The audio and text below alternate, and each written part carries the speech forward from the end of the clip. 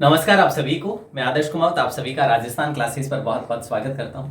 तो आइए शुरू करते हैं आज के टॉपिक को। आज का टॉपिक रहेगा आपका राजस्थान के महत्वपूर्ण लोक वाद्य यंत्र। दोस्तों, कल की क्लास में हमने पार्ट फर्स्ट पढ़ा जिसमें हमने 50 से 60 प्रश्न कवर करे। आज भी कुछ इस प्रकार से ही होगा। ये पार्ट में 50 से 60 क्वेश्चन कवर होंगे और उसके बाद में आपको इसकी पीडीएफ भी है जो प्रोवाइड करवा दी जाएगी। दोस्तों, बता देना चाहता हूं कि जो कल मैंने आपको बताया था वो पीडीएफ आप डाउनलोड कर लेना। 300 प्रश्नों की पीडीएफ है साहित्य की, वो आपने डाउनलोड नहीं किया तो जरूर कर लेना।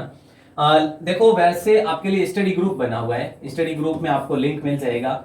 स्टडी ग्रुप के लिए आप डिस्क्रिप्शन में देखिए, लिंक दिया गया है। डिस्क्रिप्शन में अगर देखेंगे तो लिंक दिया गया है स्टडी ग्रुप को ज्वाइन करने का। हालांकि ये जो दोस्तों आपकी जो क्लास हो रही है फिलहाल टॉपिक वाइज, हो सीईटी एग्जाम हो या आपका पीटीटी, बीएसटीसी, पशु परीक्षा, एलडीसी, रीट, सभी एग्जाम्स के लिए बहुत महत्वपूर्ण है। दोस्तों, बात करें क्लास की तो सुबह शाम आपके लिए क्लासेज हो रही है फिलहाल, है ना। तो जरूर जुड़े रहे हमारे साथ। और सुबह के लिए आपको देखो क्लास में अभी बुक्स का जो है, बुक्स रिव्यू के अभी वीडियोस मिलेंगे, बुक्स रिव्यू के सीईटी एग्जाम के लिए, तो वो आप देखते रहें। चलो, आज का पहला सवाल आपकी स्क्रीन पर ये कुछ इस प्रकार से रहने वाला है। ये जो अभी आपने स्लाइड्स देखी थी, ये ट्रिक की स्लाइड थी दोस्तों, यानी कि वाद्य यंत्र की ट्रिक। और ये ट्रिक जो है आपको पीडीएफ में मिल जाएगी। मतलब चिंता करने की आवश्यकता नहीं है। ऐसा नहीं कि सर हमें भी ट्रिक देखनी है, तो आपको पीडीएफ मिल जाएगी कल, तो कल आप देख पाएंगे इसे। ठीक है, चलिए आज का पहला सवाल है कि निम्न में से कौन सा वाद्य वीणा के आकार का होता है और इसे वीणा का प्रारंभिक रूप भी कहा जाता है। तो दोस्तों वो वाद्य यंत्र हो जाएगा आपका जंतर। ठीक है, जंतर। जंतर की बात करें दोस्तों, ये देवनारायण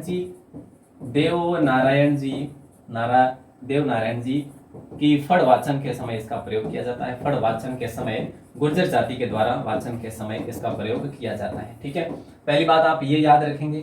दूसरी बात आपसे पूछा जाएगा कि भाई ये कैसा वाद्य यंत्र है, तो तत्व वाद्य यंत्र है दोस्तों। कैसा है? तत्व वाद्य यंत्र। 2 सवाल ही मोस्टली इस पर बनते हैं। दोस्तों, अगला सवाल देखिए क्या पूछा जा रहा है आपसे। बड़ा शानदार सवाल है और ये पूछा जा रहा है कि सरगड़ा जाति का खानदानी वाद्य यंत्र कौन सा, मतलब ये शुरुआती इनका वाद्य यंत्र है दोस्तों। तो राइट आंसर क्या हो जाएगा? बोले सर मशक नहीं होगा, भूंगल भी नहीं होगा, सतारा भी नहीं होगा। राइट आंसर आपका हो जाएगा बांकिया। दोस्तों, बांकिया कैसा वाद्य यंत्र है? बांकिया है जो एक प्रकार का सुशीर वाद्य यंत्र है। कैसा है? सुशीर वाद्य यंत्र है। यानी सुशीर वाद्य यंत्र क्या होता है दोस्तों? कल की क्लास में हमने चिल्ला चिल्ला के बात करी थी कि सुशीर वाद्य यंत्र वो होते हैं जैसे हम फूंक देकर बजाते हैं या फिर मुंह से बजाए जाते हैं, उसे सुशीर वाद्य यंत्र कहते हैं। और अक्सर वो है जो एक प्रकार से बेलनाकार ही होते हैं। ठीक है, ये बातें आप याद रखेंगे, या फिर लंबाई में होते हैं वैसे। ठीक है, हो गया ना क्लियर? मतलब ये जो है ना बिगुल का एक बड़ा रूप होता है। ठीक है, लोहे से बना मोरचंग किस प्रकार का वाद्य यंत्र है दोस्तों? मोरचंग को आप बात करें तो दोस्तों इसे जॉर्ज यूब के नाम से भी जाना जाता है ना, जॉर्ज यूब। तो ये वैसे सुशील वाद्य यंत्र में से सबसे छोटा माना जाता है दोस्तों। और आपका लोहे का जॉर्ज यूब मोर छंग जो है ये सुशील वाद्य यंत्र है, तो इसको आप अच्छे से याद रखेंगे। किस कलाकार को नगाड़े का जादूगर कहा जाता है? देखिए दोस्तों, रामनाथ चौधरी की बात करें तो रामनाथ चौधरी तो अलगोजा बजाने वाले हैं, है ना। अलगोजा जो कि ये बजाते हैं, नाक से बजा लेते हैं। करना भील दोस्तों नट से संबंधित है। ठीक है, हरिप्रसाद चौरासिया या रामकृष्ण सोलंकी? बोले सर सोलंकी साहब होगा। ऑप्शन डी को लॉक करेंगे। नगाड़ा दोस्तों, नगाड़ा एक कैसा वाद्य यंत्र है वैसे आपको याद रखना है। नगाड़ा जो मैं आपके लिए यहाँ पे लिख देता हूँ। नगाड़ा आपका दोस्तों कैसा वाद्य यंत्र है याद रखना? ताल या फिर अवनद्य वाद्य यंत्र है। ताल व अवनद्य कह लीजिएगा, एक ही बात है। जो कि चमड़े से मड़ा हुआ होता है। ठीक है, चमड़े से मड़ा हुआ होता है। और अगर चमड़े की भी बात करेंगे भी किसका चमड़ा जो है, तो भैंसे का चमड़ा जो है इस पर प्रयुक्त होता है। ठीक है, तो ये चीजें आपको याद रखनी है। आगे बढ़ेंगे साहब। अगला सवाल आपकी स्क्रीन पर है कि चमड़े के पट्टे पर बहुत सारे घुंघरू मिले होते हैं जिन्हें नर्तकियां नृत्य करते समय पैरों में बांधती है, वो क्या कहलाता है? देखो, चमड़े के पट्टे पर बहुत सारे घुंघरू मिले होते हैं। ठीक है, जैसे नर्तकियां जो है पहनती है नृत्य के समय पैरों, तो वो क्या होता है दोस्तों? वो होता है रमझोल। ऑप्शन बी आपका सही आंसर होगा। और रमझोल अगर इस प्रकार का है तो हम क्या कैसा वाद्य यंत्र कहेंगे? बोले सर घन वाद्य यंत्र कहेंगे। यानी कि ये जो नर्तकियां पैरों में बांधती है और घुंघरू जो बंधे होते हैं, और घुंघरू जो किस श्रेणी में आएंगे? या आपके घन वाद्य की श्रेणी में आ जाएंगे। कौन सा वाद्य यंत्र जोगी भील और ढोली बजाते हैं और शहनाई का ही एक देशी वर्जन माना जाता है? दोस्तों बड़ा शानदार सवाल है ये, और इसको हम टोटो के साथ में लॉक करेंगे। ऑप्शन ए को, टोटो। सिंगी और टोटो अभी से याद कर लेना दोस्तों, सिंगी व टोटो। ये वाद्य यंत्र आपके लिए एक सवाल आएगा, इसका आंसर आपको देना होगा। बड़ा शानदार सवाल है, ये ध्यान रखना, एक बार एग्जाम में पूछा था। मृदंग की आकृति के मिट्टी से बने लोक वाद्य जो मोलेला गांव में विशेषतः बनाया जाता है। हालांकि मोलेला की बात करें, मोलेला क्यों प्रसिद्ध है? टेराकोटा की मूर्तियों के लिए प्रसिद्ध है। टेराकोटा की मूर्तियों के लिए पॉपुलर है ये। दूसरी बात सर कैसे याद रखेंगे? दूसरा ये है कि यहाँ की मिट्टी जो है खिलौनों के लिए प्रयुक्त होती है। मिट्टी जो है खिलौनों हेतु प्रयुक्त होती है, खिलौना बनाने के लिए प्रयुक्त होती है। तो ये दोनों याद रखेंगे बातें। अब बात आती है कि भी मृदंग की आकृति, मृदंग को आप पखावज भी कह सकते हैं दोस्तों। क्या कहेंगे आप? पखावज कहेंगे। ठीक है, पखावज की आकृति की मिट्टी से बने लोक वाद्य जो मोलेला गांव में विशेषतः बनाए जाते हैं, तो वो मांदल हो जाएगा। ठीक है, वैसे मृदंग की आकृति के मिट्टी से बने लोक वाद्य। ठीक है, अच्छा सवाल था दोस्तों। और मोलेला कहां पे? वैसे राजसमंद में, पता होना चाहिए आपको। राजस्थान का कौन सा कलाकार जो है भपंग का जादूगर कहलाता है? हालांकि भपंग जो है ना आपका, भपंग दोस्तों कहाँ का पॉपुलर है? आप कहेंगे सर भपंग वैसे मेवाड़ के भवाइयों का पॉपुलर है भपंग, है ना। और बाकी हम आगे बात भी कर लेंगे। तो ऑप्शन ए को हम लोग लॉक करेंगे, जरूर खां मेवाती। हालांकि फिर भी आपको ये चीजें याद रखनी, भपंग जो है मोस्टली जो है ना मेवात क्षेत्र का पॉपुलर, मेवात क्षेत्र का पॉपुलर है। ठीक है, और मेवात भी जैसे अलवर हो गया आपका, भरतपुर हो गया, और डीग भरतपुर हो गया, और जो है आप ये दो बातें याद रखेंगे, सिर्फ दो जिले याद रखेंगे फिलहाल के लिए। जरूर खां मेवाती भपंग का जादूगर कहा जाता है जिन्हें। और पेपे खां की बात करें दोस्तों, पेपे खां को भी कुछ कहा जाता है, चांद मोहम्मद को भी कुछ कहा जाता है, अमीर मोहम्मद खां को भी। तो सारे सवाल आपके आएंगे आज ही की क्लास में। ठीक है, भपंग का जादूगर जरूर खां मेवाती को कहा जाता है दोस्तों। भपंग के बारे में थोड़ी सी जानकारी, भपंग की जानकारी मैं यहाँ पे लिख देता हूं आपके लिए। ठीक है, ओके सर। देखिए, भपंग डमरू से मिलता जुलता वाद्य यंत्र है। ठीक है, यह कटे हुए तुम्बे से बनता है। ओके, वादक इसे कांख में दबाकर एक हाथ से लकड़ी के टुकड़े से बजाते हैं, और यह वाद्य यंत्र मेवात में लोकप्रिय है। क्लियर है? ओके सर, ये क्लियर है। आगे बढ़ेंगे। निम्नलिखित में से कौन सा कथन कामायचा के बारे में असत्य? बताइए दोस्तों। कामायचा मांगणिया जाति के द्वारा बहुतायत से प्रयोग लिया जाता है, ठीक बात है ना। लकड़ी के एकल टुकड़े से बनाया जाता है, ये भी ठीक बात है। इसके 3 मुख्य तंतु बकरे की आंत के बने होते हैं, है ना। तो ऑप्शन सी भी सही है। कामायचा को वायलिन का अग्रगामी कहा जाता नहीं साहब, वायलिन का अग्रगामी नहीं कहा जाता। कामायचा मूलतः ईरानी वाद्य यंत्र है। वैसे इसके बारे में आपको जानकारी होनी चाहिए। मूलतः कह लो या फिर मुख्यतः ईरानी वाद्य यंत्र है। ठीक है, तो ये बातें आप याद रखेंगे। अगला सवाल है, गुरालियो क्या है दोस्तों? गुरालियो क्या है? बोले सर गुरालियो कालबेलियाओं का वाद्य यंत्र है ना। अगला सवाल देखिए, लोक वाद्य यंत्र भपंग राजस्थान के कौन से क्षेत्र से संबंधित है? तो सीधी सी बात है, जाहिर सी बात है, ज्यादा समय आपका ना लगे, बस आगे बढ़ेंगे।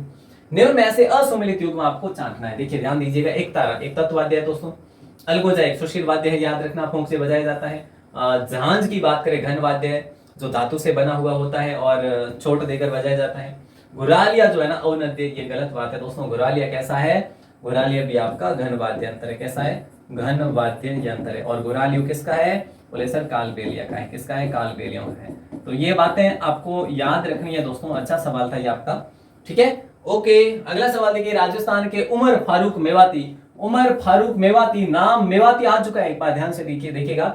संबंधित मतलब संबंध जो है ना कौन से वाद्य यंत्र से है दोस्तों? इनमें से कामायचा मेवात का पॉपुलर है नहीं। बोले सर चिक्कारा भी वहां का नहीं है। नगाड़ा तो पहले यूज में किए जाते हैं, हालांकि आज भी करे जाते हैं मंदिर वगैरह में, लेकिन ऐसा कोई स्पेशल वहां का नहीं है। लेकिन भपंग स्पेशल है। और बात हो रही है भपंग की दोस्तों, जहूर खां मेवाती हम पढ़ते हैं, जहूर खां मेवाती हम पढ़ते हैं। और उनके साथ साथ में आप ये भी पढ़ेंगे दोस्तों, क्या?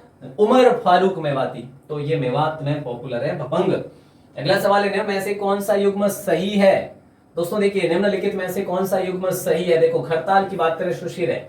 खड़ताल सुशीर वाद्य सही बात है क्या? युग्म सही है? हाँ, ये गलत बात है, खड़ताल है ना, खड़ताल सुशीर नहीं है।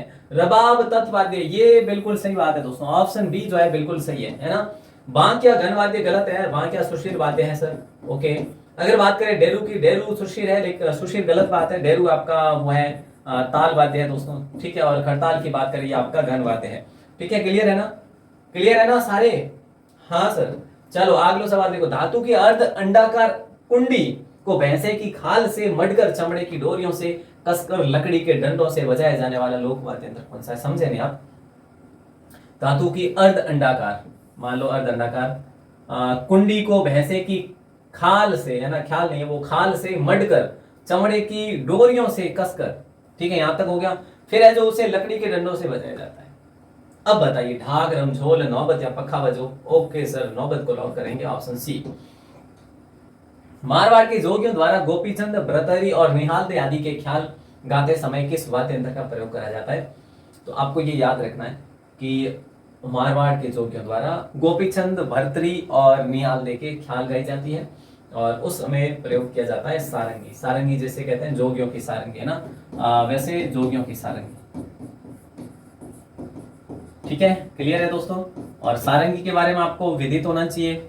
सारंगी तत्वाद्य में सबसे जो है आपकी कैसी है, वैसे सर्वश्रेष्ठ है, सबसे तत्वाद्य में सर्वश्रेष्ठ है। और तत्वाद्य में अगर मैं आपसे बात करूं कि प्राचीन कौन सा है, प्राचीन अगर वाद्य यंत्र अगर पूछा आपसे तो फिर आप क्या करेंगे, रावणता करेंगे दोस्तों। ठीक है, ये बातें आपको याद रखनी है। अगला सवाल देखिए, प्रसिद्ध सुरनाई वादक कौन है? तो प्रसिद्ध सुरनाई वादक आपसे पूछा जा रहा है दोस्तों, तो पेंपे का हो जाएगा। ठीक है, जहूर का मेवाती हम बात कर चुके हैं कि सर बपंग है। ठीक है, और बाकी कमल साकर की बात करें, इनकी भी बात करेंगे वैसे, है ना, बिल्कुल, ये भी किसी न किसी के जो है बादशाह है। ठीक है, तो सुरनाई जो है दोस्तों ये एक शहनाई और किसका, टोटो, शहनाई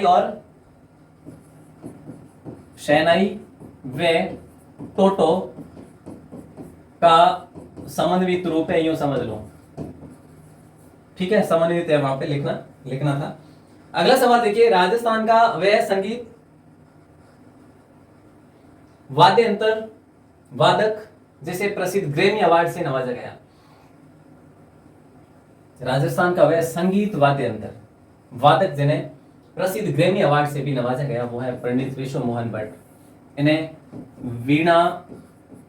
मोहन वीणा का जनक कहा जाता है। इन्हें मोहन वीणा का जनक कहा जाता है, मोहन वीणा का जनक।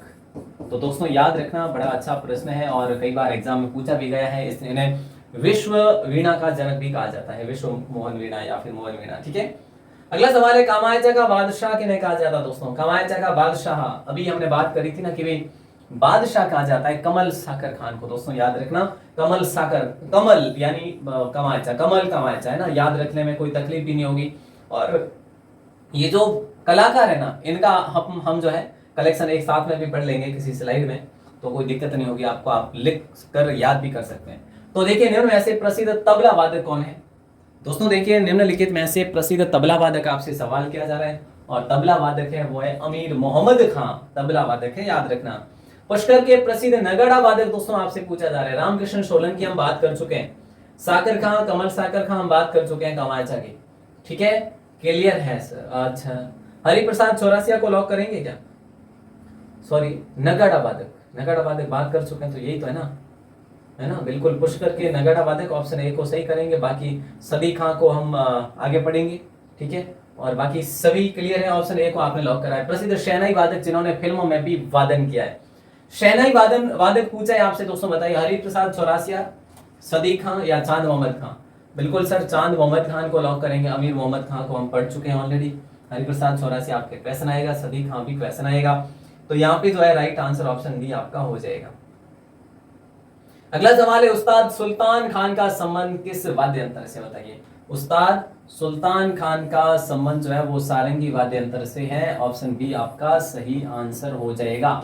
ठीक है साहब, ओके। अगला सवाल देखिए, निम्न में से असंगत युग्म को चाटना है। रावण हत्या में 18 अवतार होते हैं दोस्तों, क्या ये ठीक बात है? नहीं सर, रावण हत्या में 18 नहीं होते, 9 तार होते हैं।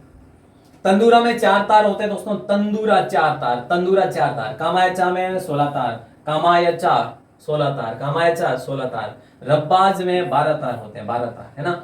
लेकिन रावण हत्या में केवल और केवल 9 तार ही होते हैं, ऑप्शन ए आपका असंगत है, बिल्कुल। तो इसको आप लिखेंगे, ऐसा सवाल भी एक बार बना हुआ है, तो ज्यादा जो है चिंतित होने की आवश्यकता नहीं है आपको। हेला ख्याल का प्रमुख वाद्य यंत्र कौन सा है? दोस्तों देखिए, हेला ख्याल की बात करें दोस्तों, हेला ख्याल का प्रमुख वाद्य यंत्र कौन सा है? इसमें नौबत है, ताशा है, चंग या नगाड़ा? बोले सर नौबत हो जाएगा हेला ख्याल का। ठीक है, और वैसे बात करें हम, हाँ चलो, ये भी शानदार सवाल है। देखिए, असंगत युग्म आपको पहचानना है, इसमें से क्या होगा? सारंगी 24 तार होते हैं, चिकारा में 3 तार होते हैं, गुजरी में 5 तार होते हैं, जंतर में 5-6 तार होते हैं। बताइए दोस्तों, इसमें डी सही है, सी भी सही है और बी भी सही है, यानी ये सभी सही है, लेकिन असंगत आपसे चुना मतलब आपसे करवाया जा रहा है। तो सारंगी में कितने तार होते हैं दोस्तों? 24 तार बिल्कुल भी नहीं होते। तो सारंगी में दोस्तों कितने तार होते हैं? बताओगे कोई मुझे? ऐसा करते हैं, आज आपका ये सवाल रह जाता है, या आप हमें कमेंट करके बताएं कि सारंगी में जो है वो कितने तार होते हैं।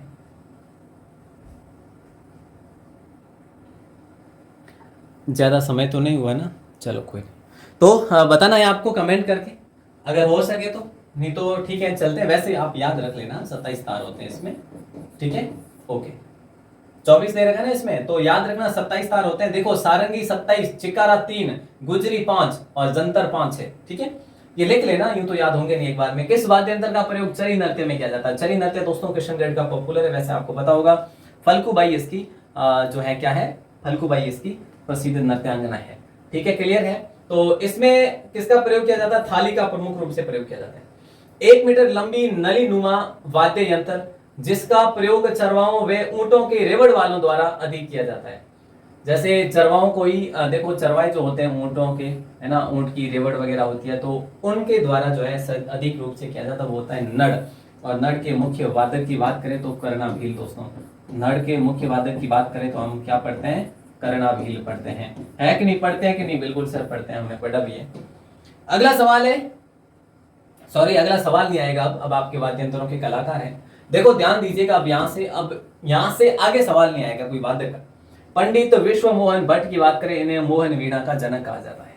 क्लियर है? Okay sir. इन्हें ग्रैमी अवार्ड से नवाजा भी गया है ना, इन्हें ग्रैमी अवार्ड से नवाजा भी गया था, तो ये बातें याद रखेंगे। हरिप्रसाद चौरासिया बांसुरी दोस्तों, हरिप्रसाद चौरासिया की बात करें तो ये बांसुरी के वादक माने जाते हैं, पॉपुलर है। ये सभी है ना पॉपुलर है दोस्तों, याद कर लेना, इंपॉर्टेंट है। उस्ताद सुल्तान खान की बात करें तो सारंगी के प्रमुख वादक माने जाते हैं, सारंगी के प्रमुख वादक है ये, ठीक है, वादक है। अगर आप लिख पा रहे हैं तो अच्छी बात। चांद मोहम्मद खान की बात करें, शहनाई के प्रमुख वादक है, शहनाई के प्रमुख वादक हैं, ओके सर। पुष्कर के रामकृष्ण सोलंकी की बात करें तो नगाड़ा वादक है। तो दोस्तों एक बार फिर से मैं रिवाइज करवाना चाहूंगा आपको। पंडित विश्व मोहन भट्ट की बात करें तो इन्हें मोहन वीणा का जनक कहा जाता है, इन्हें ग्रैमी अवार्ड से नवाजा गया। हरिप्रसाद चौरासिया की बात करें, हरिप्रसाद चौरासिया की बात करें तो इन्हें बांसुरी का वादक कहा जाता है। उस्ताद सुल्तान खान की बात करें दोस्तों तो फिर सारंगी के वादक इन्हें कहा जाता है, या फिर सारंगी के ये प्रमुख वादक है। चांद मोहम्मद खान शहनाई के प्रमुख वादक है, और पुष्कर रामकृष्ण सोलंकी जो है ये नगाड़ा के वादक है। आगे बात करें अमीर मोहम्मद खान दोस्तों, अमीर मोहम्मद खान की बात करें तो तबला वादक है। कमल साकर को क्या कहा जाता है? कमल साकर को कमायचा का बादशाह कहा जाता है।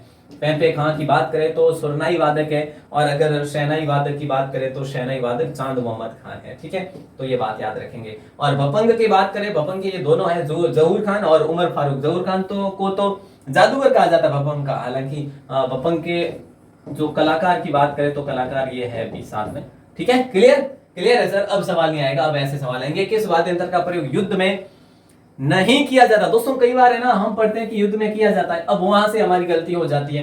तो देखो तुरही का प्रयोग किया जाता है, सिंगी का प्रयोग किया जाता है, बिगुल भी बजाया जाता है, तो भरणी का प्रयोग नहीं किया जाता, ठीक है साहब, ओके। भरणी वाद्य यंत्र क्या होता है? देखो एक बार, भरणी मिट्टी के संकड़े मुंह के मटके पर कांसे की प्लेट लगाकर लकड़ी की डंडियों से इसे बजाया जाता है। यह खैरतल, तिजारा, अलवर, डीग, भरतपुर क्षेत्र में पॉपुलर है, इसका प्रयोग किया जाता है, ठीक है, तो ये बातें आप याद रखेंगे। अगला सवाल है, किस वाद्य यंत्र का निर्माण समुद्री जंतु के खोल से होता है? दोस्तों समुद्री जो जंतु हैं उनके खोल जो होता है शरीर का, उनके खोल से जो है इसका निर्माण होता है, किसका? शंख का। और आप कहीं पर भी जाओगे ना समुद्र किनारे पे, वहां पे आपको शंख मिलेंगे, है ना, सैल, शंखों की सैल मिलेगी वहां पे।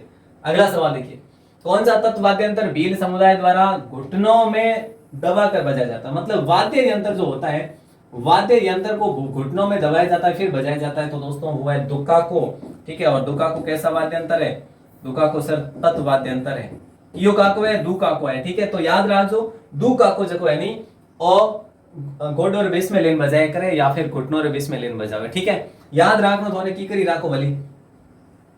मतलब अपने मेमोरी में याद करना है, भले ही कोई भी तरीको ले लो, भले किणु रिलेट कर लो या किणु रट लो या फिर मतलब कहीं भी कर सको, मैं क्यों पण अपन याद होनी चीज वा चीज यानी भले के नहीं यानी मान लो कि नहीं लड़ाई बना दो यानी कोई भी लड़ाई की स्टोरी बना दो पर की करी कर याद करो साहब।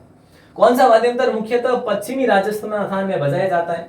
तो पश्चिमी राजस्थान में सुरमंडल बजाया जाता है दोस्तों, ऑप्शन ए को लॉक करेंगे। निम्न में से, ध्यान दीजिएगा, निम्न में से वाद्यंत्र का उसमें प्रयुक्त लकड़ी का असुमेलित युग्म है।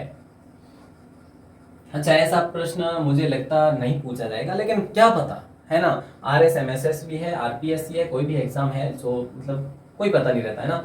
तो सुरनाई में शीशम की लकड़ी का प्रयोग होता है, ठीक बात है, ये सुमेलित है। सुरिंदा में रोहिड़े की लकड़ी का प्रयोग होता है, ये भी ठीक बात है। नड़ के अंदर जो है केर की लकड़ी का प्रयोग होता है, ठीक बात है। अलगोजा में शीशम की लकड़ी का प्रयोग होता है, नहीं, इसमें शायद बैर केर की लकड़ी का प्रयोग होता होगा, है ना, तो इसमें जो है शीशम नहीं है, बैर या केर है, तो याद रखेंगे।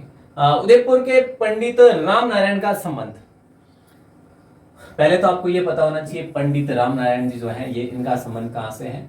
उदयपुर से, ठीक है सर। ये सारंगी वादक है, उस सारंगी वादक है, ठीक है, ओके। निम्न में से कौन सा युग्म वाद्यंतर प्रकार सुमेलित नहीं है? देखो, निम्न में से कौन सा युग्म वाद्यंतर या प्रकार से संबंधित नहीं है? भपंग दोस्तों, भपंग की बात करें तो ये आपका तत्वाद्य है, कोई दिक्कत नहीं, बिल्कुल है सर, मेवात में पॉपुलर है। भपंग के जादूगर मेवाती जहूर खान को कहा जाता है। सिंगी टोटा है ना, सिंगी सुशील वाद्य, बिल्कुल ठीक बात है ना, सुशील है, यानी कि फूंक देकर बजाया जाता है, फूंक देकर बजाया जाता है। ताशा की बात करें, ताशा औनद्य है, औनद्य को आप ताल भी कहते हैं, यानी कि औनद्य को ताल कहते हैं, और मतलब जो चमड़े से मढ़ा जाता है। नड़ की बात करते हैं दोस्तों, नड़ इसमें घन देर का, लेकिन नहीं, नड़ कैसा वाद्यंतर है? बोले सर सुशील वाद्यंतर है। और नड़ के प्रमुख वादक की बात करें तो करना भील है, ठीक है सर, याद रखना है के? हाँ जी, तो याद ही तो रखना है। अगला सवाल है, निम्न में से कौन सा युग्म असंगत है? देखिए, असंगत आपसे पूछा जा रहा है। बात दोस्तों ऐसी है, करताल, भरणी, रमझोल, श्रीमंडल, असंगत युग्म, ये तो पहला असंगत हो ही गया। रावणता, सारंगी, रबाज, सुरमंडल, सारंगी, ठीक है, रावणता ठीक बात है, लेकिन रबाज अलग हो गया, सुरमंडल, ठीक है, ऑप्शन बी भी गलत हो गया। सतारा फूंक देकर बजाया जाता है। बांकिया, मशक, बपंग, इसमें भी तो गड़बड़ी है ना, इसमें भी तो गड़बड़ ही है। असंगत, सॉरी, असंगत ही तो पूछा है ना, ये सही बात है यार, रबाज सही है। देखो, करताल, भरणी, रमझोल और श्रीमंडल बिल्कुल सही बात है ना, बिल्कुल सही बात है, ये घनवाद्य है आपके। और जो रावणता है, सारंगी है, रबाज है और सुरमंडल, ये भी सही है, सारे तत्वाद्य यंत्र, बिल्कुल ठीक बात है। तत्व हो गया, घन हो गया, और सतारा, बांकिया, मशक और भपंग, भपंग इसमें तत्वाद्य दोस्तों। असुमेलित पूछा, असंगत आपको पूछा है ना, बिल्कुल सही बात है, बिल्कुल सही बात है। मांदल की बात करें, डमरू, ढोल और मदन की बात करें, ये आपके कौन से वाले हो गए? ये वाले हो गए हैं औनद्य वाले, औनद्य हो गए, ठीक है साहब, ओके, क्लियर है, बड़ा अच्छा सवाल भी था। अगला सवाल है, घूमर नृत्य के समय कौन से वाद्य यंत्रों की आवश्यकता होती है? बताइए, घूमर के समय जो है ना, देखो, ढोलक की आवश्यकता तो होती ही होती है, उसके साथ में दोस्तों ढोलक के साथ में क्या जुड़ेगा? ढोलक के साथ में मंजीरा जुड़ेगा। अब देखो साहब, मंजीरा अलग है, ढोलक अलग है। ढोलक कैसा वाद्य यंत्र है?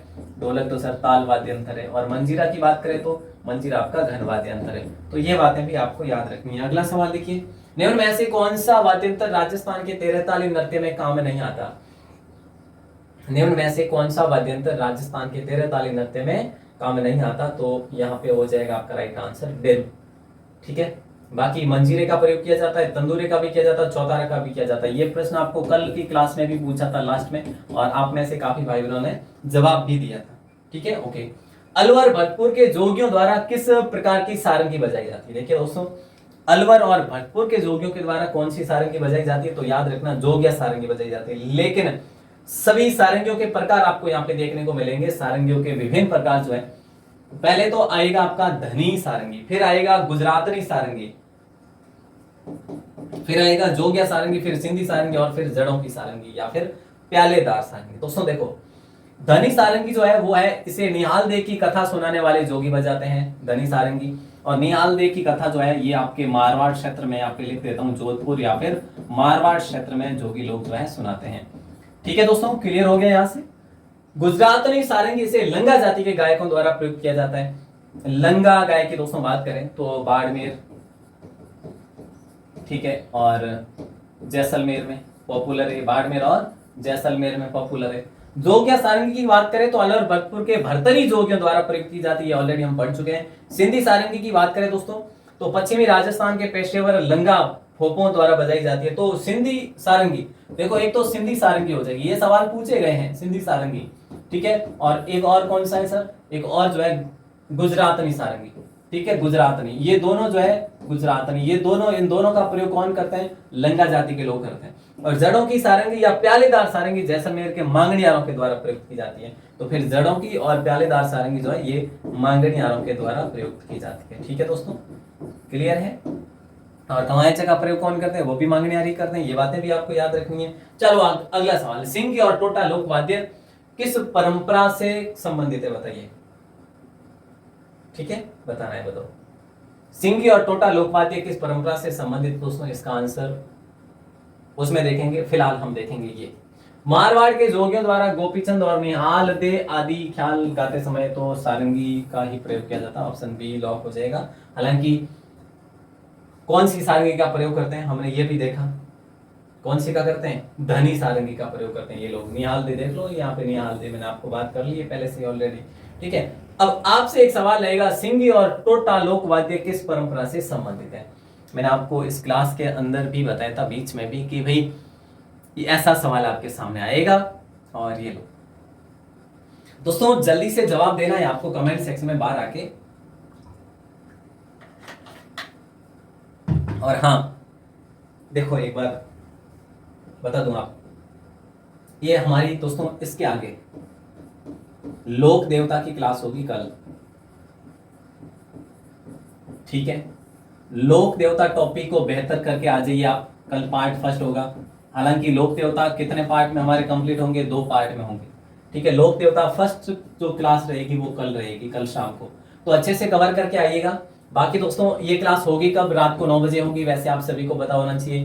व्हाट्सएप ग्रुप का लिंक जो है दोस्तों डिस्क्रिप्शन में देखने को मिल जाएगा, डिस्क्रिप्शन को जरूर देखें। टेलीग्राम का भी, अच्छा, टेलीग्राम चैनल का भी लिंक डिस्क्रिप्शन में मिल जाएगा, ठीक है। लोक देवता के बाद में हमारा टॉपिक रहेगा लोक देवियां दोस्तों, क्या रहेगा, लोक देवियां।